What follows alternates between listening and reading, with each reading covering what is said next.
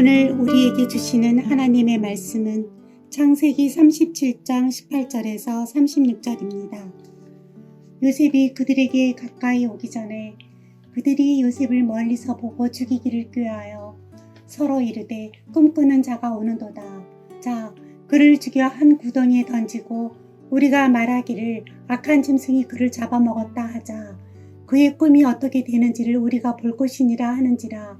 르우벤이 듣고 요셉을 그들의 손에서 구원하려 하여 이르되 우리가 그의 생명은 해치지 말자. 르우벤이 또 그들에게 이르되 피를 흘리지 말라. 그를 광야 그 구덩이에 던지고 손을 그에게 대지 말라 하니 이는 그가 요셉을 그들의 손에서 구출하여 그의 아버지에게로 돌려보내려 함이었더라. 요셉이 형들에게 이르매 그의 형들이 요셉의 옷 그가 입은 채색 옷을 벗기고 그를 잡아 구덩이에 던지니 그 구덩이는 빈 것이라. 그 속에 물이 없었더라. 그들이 앉아 음식을 먹다가 눈을 들어본즉 한 무리의 이스마엘 사람들이 길르앗에서 오는데 그 낙타들의 향품과 유향과 몰약을 싣고 애굽으로 내려가는지라. 유다가 자기 형제에게 이르되 우리가 우리 동생을 죽이고 그의 피를 덮어둔들 무엇이 유익할까. 자, 그를 이스마엘 사람들에게 팔고 그에게 우리 손을 대지 말자. 그는 우리의 동생이요 우리의 혈육이니라 하매 그의 형제들이 청종하였더라. 그때 미디안 사람 상인들이 지나가고 있는지라. 형들이 요셉을 구덩이에서 끌어올리고 은 20에 그를 이스마엘 사람들에게 팔매 그 상인들이 요셉을 데리고 애굽으로 갔더라. 르우벤이 돌아와 구덩이에 이르러 본즉 거기 요셉이 없는지라. 옷을 찢고 아우들에게 되돌아와서 이르되 아이가 없도다. 나는 어디로 갈까. 그들이 요셉의 옷을 가져다가 순념소를 죽여 그 옷을 피에 적시고 그의 채색 옷을 보내어 그의 아버지에게로 가지고 가서 이르기를 우리가 이것을 발견하였으니 아버지 아들의 옷인가 보소서 하매 아버지가 그것을 알아보고 이르되 내 아들의 옷이라. 악한 짐승이 그를 잡아먹었도다. 요셉이 분명히 찢겼도다 하고 자기 옷을 찢고 굵은 배로 허리를 묶고 오래도록 그의 아들을 위하여 애통하니 그의 모든 자녀가 위로하되 그가 그 위로를 받지 아니하여 이르되 내가 슬퍼하며 스올로 내려가 아들에게로 가리라 하고 그의 아버지가 그를 위하여 울었더라. 그 미디안 사람들은 그를 애굽에서 바로의 신하 친위대장 보디발에게 팔았더라. 아멘. 사랑하는 성문가족 여러분, 간밤에도 평안히 쉬셨죠? 오늘 말씀을 통해 하나님이 들려주시는 음성은 두 가지입니다. 하나는 심은 대로 거둔다 하는 것입니다. 요셉 사건으로 인해 아버지 야곱은 말할 수 없는 고통을 겪습니다. 요셉이 죽은 줄 알고 자기 옷을 찢고 굵은 베옷을 입고 통곡을 했습니다. 35절에 스올로 내려가 아들에게로 가리라 한 것은 나도 아들을 따라 죽고 싶다는 말입니다. 야곱은 오랫동안 아들을 잃은 비통함에서 벗어나지 못하고 가슴을 찢으며 살았습니다. 그런데 그런 슬픔을 당한 데는 자기 잘못이 컸습니다. 12아들 중에 요셉을 유난히 너무 편애했습니다. 요셉에게만 유독 채색 옷을 입히고 자기 품에 애지중지 끼고 살았습니다. 형들이 시기 질투를 하게 된 것은 당연하지요. 또 형들은 요셉이 짐승에 찢겨 죽었다고 아버지를 거짓말로 속였습니다. 아버지를 속이는 것은 야곱이 먼저 했지 않습니까? 야곱이 아버지 이삭을 속여서 형 에서에게 돌아갈 축복을 가로챘습니다. 속인 방법도 비슷합니다. 야곱이 짐승의 털을 팔에 갖다 대어서 아버지를 속였듯이 아들들도 짐승의 피를 요셉의 옷에 발라서 아버지를 속였습니다. 섬찟할 정도로 부전자전입니다. 심은 대로 거둡니다. 아버지가 자기 치우친 욕심으로 한 아들만을 편애했더니 그것이 가정에 엄청난 풍파를 일으켰습니다. 아버지가 욕심 때문에 부모를 속였더니 아들들도 똑같은 방식으로 아버지를 속이고 그 가슴에 말할 수 없는 비통함을 안겼습니다. 심은 대로 거둡니다. 심기는 콩을 심어놓고 팥이 나기를 기다리는 사람은 갈라디아서에 따르면 하나님을 만홀히 여기는 사람이라고 했습니다. 하나님을 무시하고 하나님을 속이려고 하는 사람입니다. 여러분, 하나님을 하나님으로 인정한다면 정말로 어떻게 심을지를 조심해야 합니다. 자녀 양육을 정말 말씀의 교훈대로 바르게 하고 있는지를 진지하게 돌아봐야 합니다. 내 사업도 정직하고 신실하게 하고 있는지를 다시 한번 돌아보아야 합니다. 내가 지금 사는 이 삶이 훗날에 그대로 부메랑처럼 돌아올 수 있다는 것을 생각하면서 신실하게 정직하게 말씀대로 삶을 살아야 합니다. 또 한 가지 오늘 말씀을 통해 깨닫는 것은 하나님의 섭리에 대해서입니다. 섭리의 타이밍이 얼마나 절묘합니까? 형들이 다 요셉을 죽이자고 하는데 르우벤이 마침 그 자리에 있었습니다. 르우벤이 적극 주장을 해서 요셉을 살렸습니다. 11대 1이지만 르우벤이 제일 장자니까 장자의 말을 무시할 수 없었던 것이죠. 만약 르우벤이 그 자리에 없었다면 요셉은 죽었을지도 모릅니다. 요셉을 구덩이에 던져놓고 밥을 먹고 있는데 미디안 상인들이 지나갑니다. 형들이 요셉을 끄집어내어 상인들에게 종으로 팔아버렸습니다. 그때 마침 르우벤이 자리를 비우고 없었습니다. 만약 르우벤이 자리에 있었다면 요셉을 팔아치울 수가 없었을 것입니다. 29절에 보면 르우벤이 돌아와 구덩이에 이르러 본즉 거기 요셉이 없는지라 옷을 찢고 아우들에게 되돌아와서 이르되 아이가 없도다 나는 어디로 갈까 라고 했습니다. 그 정도로 요셉을 구할 생각이 확실했으니까 르우벤이 그 자리에 있었다면 요셉은 팔려가지 않았을 것입니다. 그러면 요셉은 애굽의 총리 대신이 되는 일도 없었을 것이고 그러면 흉년으로부터 가족을 구하는 일도 할 수 없었을 것입니다. 하필 그 순간에 르우벤이 어떻게 자리를 비웠는지 타이밍이 절묘하지 않습니까? 그 모든 게 다 하나님이 하신 것입니다.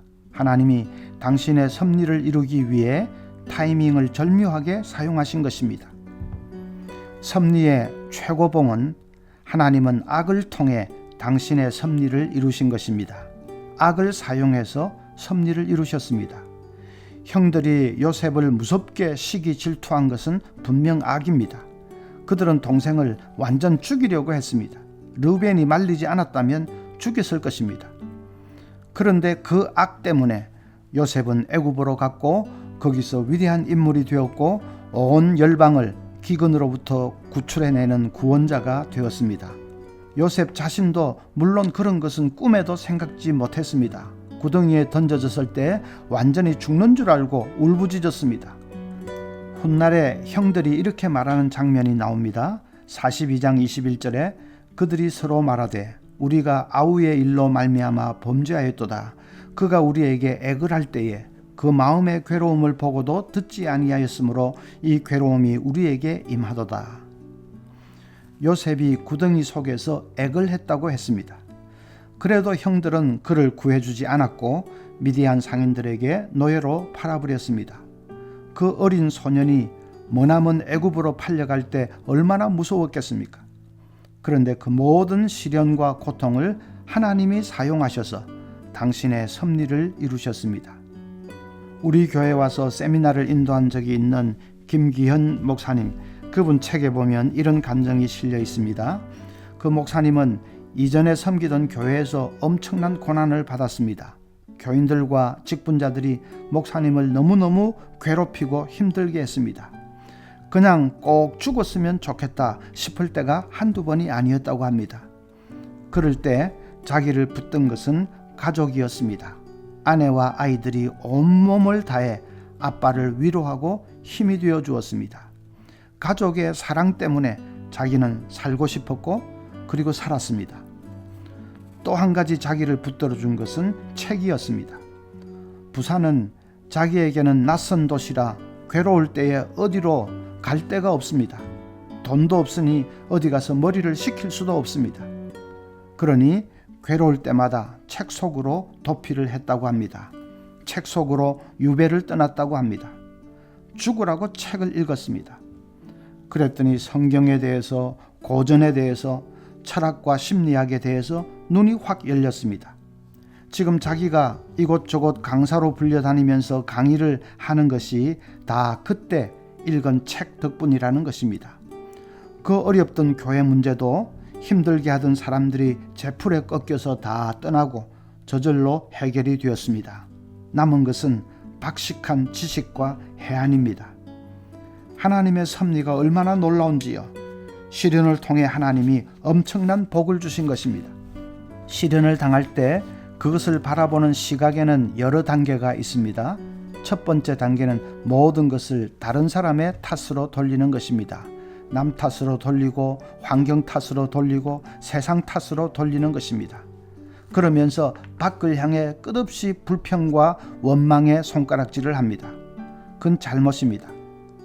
죄수들 중에도 자기가 이렇게 된 것은 부모 탓이고 환경 탓이고 그렇게 남 탓만 하는 사람들은 다음에 석방이 되어도 반드시 다시 감옥에 들어온다고 합니다. 남 탓만 하는 사람은 변화되지 않습니다. 두 번째 단계는 모든 것을 자기 탓으로 돌리는 것입니다. 다 자기 탓으로 돌리면 결국 절망하게 됩니다. 내가 이것밖에 안 되는가? 나라는 존재가 왜 이 모양 이 꼴인가? 하면서 자학하고 절망합니다. 그런 사람은 기도를 해도 자기를 학대하면서 기도를 합니다. 회개를 해도 자학을 하면서 회개합니다. 가룟 유다는 예수님을 판 것에 대해 후회하다가 결국은 스스로 목숨을 끊어버렸지 않습니까? 기도를 하든지 회개를 하든지 그것이 자기를 자학하는 것이 되어서는 안 됩니다. 그건 전혀 하나님이 기뻐하시는 것이 아닙니다. 세 번째 단계는 하나님 탓을 하는 것입니다. 하나님께 원망을 쏟아놓는 것입니다. 하나님이 내게 이럴 수가 있냐? 우리 가정에 이럴 수가 있냐? 원망을 하다 결국은 교회를 떠나버립니다. 영혼의 깊은 밤을 맞습니다. 여러분, 남 탓도 아니고 내 탓도 아니고 하나님 탓도 아니고 하나님의 뜻 때문입니다. 하나님의 뜻이 있습니다. 하나님의 섭리가 있습니다. 하나님은 악마저도 사용하시는 분입니다. 그러면 일부러 악을 저지르자, 물론 그런 것은 하면 안 됩니다. 이 죄악 세상에 살면서 어쩔 수 없이 악이 닥칠 때, 그래서 상처받고 신음하게 될 때, 그럴 때 낙심하면 안 됩니다. 하나님은 그 악마저도 사용하실 수 있는 분이시기 때문입니다. 그것을 통해 우리를 정금 같은 믿음의 사람으로 연단하십니다. 사울의 악을 통해 다윗은 하나님만 의지하는 믿음의 사람으로 성장할 수 있었습니다. 요셉에게 닥친 시련은 시련으로 끝나지 않고 하나님의 위대한 구원 역사를 이루는 도구가 되었습니다. 우리 서문 가족들 중에도 시련의 눈물이 계속되는 가정들이 있습니다. 여러분, 그 시련의 골짜기 반드시 끝나는 날이 있다는 것을 믿으시기 바랍니다.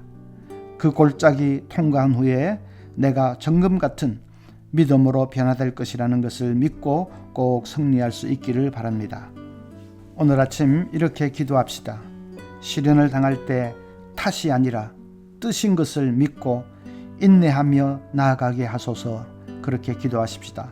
또 한 가지는 우리 서문 공동체 드리는 예배마다 생명력이 충만하고 성령이 충만하게 역사하시는 예배가 되어서 온 성도들이 은혜를 누릴 수 있도록 그렇게 기도하시고 또 자유롭게 기도할 수 있기를 바랍니다.